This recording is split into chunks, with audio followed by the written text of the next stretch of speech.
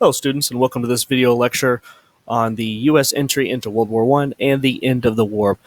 Today we're going to focus simply on the U.S. entry into the war and the end of the war, and then tomorrow in class we will make sure to cover the treaty that follows and its impact for what's called the interwar period and also World War II.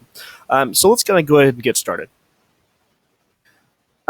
We haven't really talked about the United States up to this point in World War I, but you need to kind of know some basic information. The man that you see here is President Woodrow Wilson. Now, he's going to get elected right before the start of World War I. And when World War I breaks out, he's going to believe that the United States should remain out of the war. He is backed up by popular opinion as well. The vast majority, we're talking over 70% of U.S. citizens want to remain out of World War I. So as the war begins, the United States has a very simple task: sell things to the Allies. Sell things to all parties that want to buy things.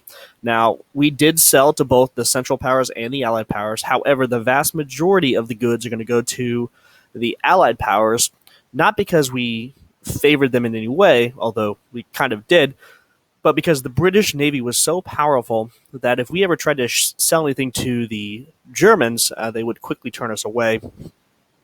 All this is going to kind of change in 1917 with two interactions between the Germans and the United States.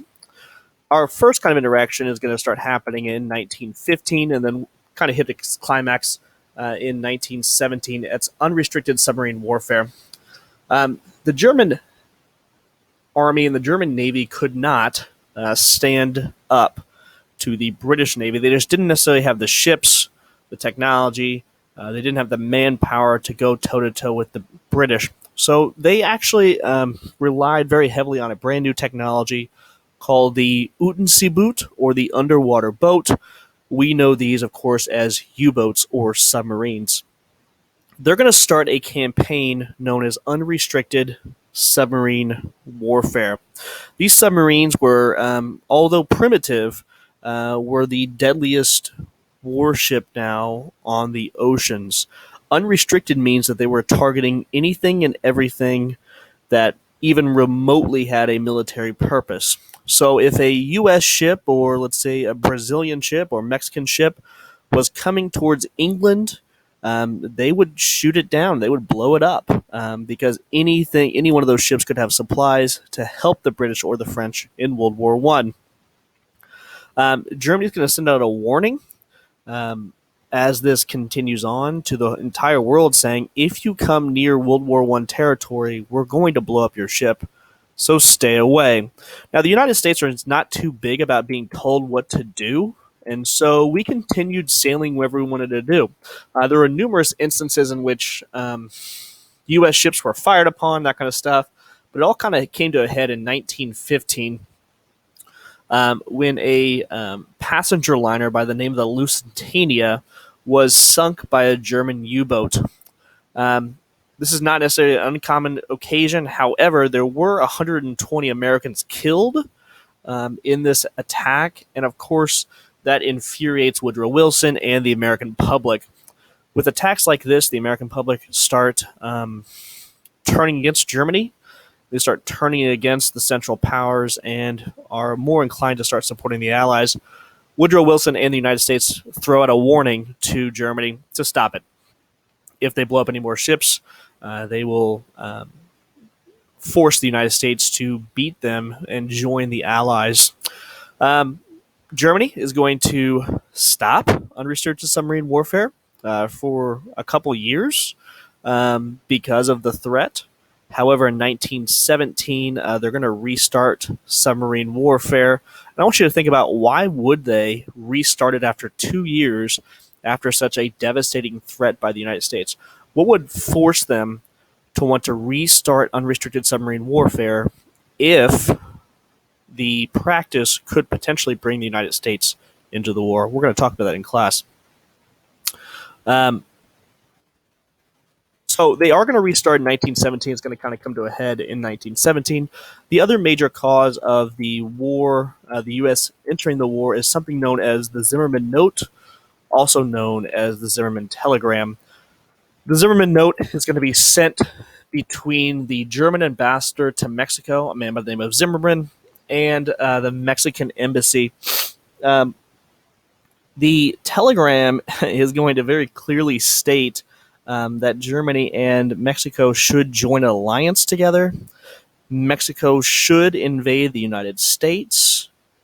And when the war is won by, now Germany and Mexico, and the Austro-Hungarian Empire and the Ottoman Empire, when that war is won, then Mexico will get Texas, Arizona, New Mexico, as well as the Germans supplying Mexico with all the guns and ammunition that they need in order to conduct the war.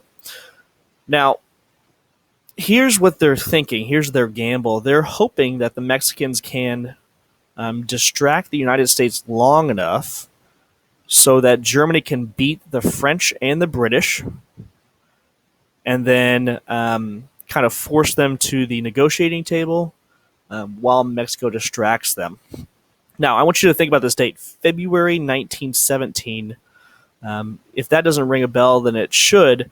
This is right after Russia has left the war, and so Germany is able to throw its entire army against the French and the British. The Germans' gamble is the fact that they can beat the French and the British before the United States beats Mexico and then starts sending its troops over. When this telegram is sent, though, the British are actually going to intercept it and hand it over to the United States and go, look, we told you the Germans are not your friends. Here's actually what it is, and we're going to take a look at it in class for you, but there's a very clear line that you should definitely make sure that you see here. It says generous financial support and an understanding on our part that Mexico is to reconquer the lost territory in Texas, New Mexico, and Arizona. The settlement details left to you. So when this happens, the United States government is informed.